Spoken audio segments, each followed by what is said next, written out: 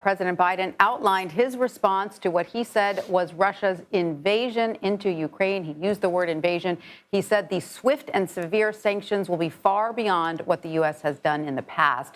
The president called this the beginning of an invasion and said he believes Russia plans on going even further. For more, I'd like to bring in CBS News political contributor and Associated Press White House reporter Zeke Miller. Zeke, so much to unpack here after listening to the president's words just now. Let's start with this. The sanctions, which again the White House are referring to as swift and severe, include cutting Russia's financial network off from the West. What are you hearing about the White House's sense that that will actually have some kind of consequence that may alter Putin's direction? And that's, the most extreme sanction that the U.S. government has in its pocket that we haven't seen the president deploy. What we heard from President Biden today is he's going to sanction a couple of Russian development banks, Russian sovereign debt. That has an impact on the Russian economy broadly and its ability to do business long term. The most immediate change, sort of the ace up the president's sleeve that he hasn't used yet really is what you described, sort of cutting off Russia from the global financial system, sort of the SWIFT banking system that allows the electronic exchange of dollars, essentially. And the president has threatened that, but that would have a hugely disruptive impact on the global economy, not just for Russia. And that is something that essentially the White House is holding out and essentially saying they want to wait until it is a sort of further invasion. This is the beginning of the invasion, as we heard the president said.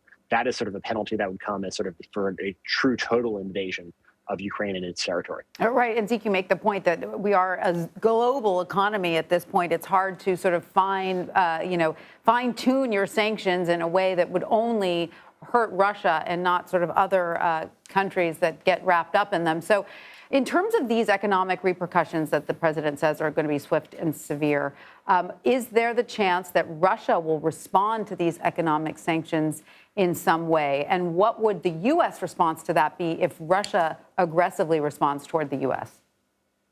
There's certainly some expectation that if there were to be sanctions on Russian oligarchs and their families, people close to Russian President Vladimir Putin and his inner circle, that there would be some sort of retaliation on leading U.S. or Western business or political or business entities. That's something that we have seen in the past, sort of a tit for tat type sanctions, where a couple of years ago there were sanctions that the Russian government put in place on a number of prominent American politicians over some of their rhetoric. We've seen that in the case with sanctions between the U.S. and Iran, or U.S. and China, and other, and that there's some expectation of that. As a matter, really the ultimate power that Russian President Vladimir Putin is wielding right now is energy supplies.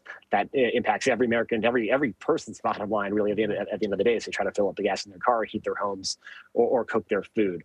That is a challenge. The White House is working overtime, really, to try to minimize the effect of that disruption on the global supply. But there's only so much they can do. People are eventually going to feel it in some way or somehow. At the same time, the White House has said Russia can't just cut off energy supplies to Europe as much as it wants to, because it needs that revenues to fund all sorts of things. So there's a bit of a balance that everyone's going to have to strike as this plays out over the next weeks and months. Zeke, each time a world leader steps out and makes some comments, an already fluid situation gets stirred up that much more, and then there's reaction to whatever was said. Now, Secretary of State Blinken was expected to meet with his Russian counterpart this week to further diplomacy talks. How will the president's statements, which we just heard, along with the other events that have been unfolding over the past 24 hours, how does all of this affect the possibility and the potential of that meeting with Secretary of State Blinken?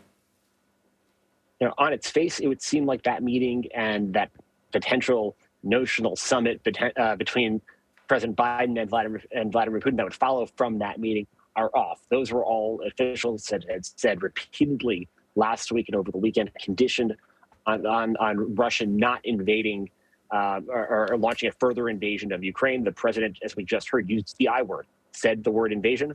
That would indicate that wouldn't happen. That said, there's a lot of space for talks over the next 72 hours for maybe that definition to change. So it's something that certainly will be asking White House officials and State Department officials in the hours and days ahead. That's a big thing, hearing the word invasion. Indeed. Words matter in this moment. Exactly. Zeke Miller, as always, thank you for your insight.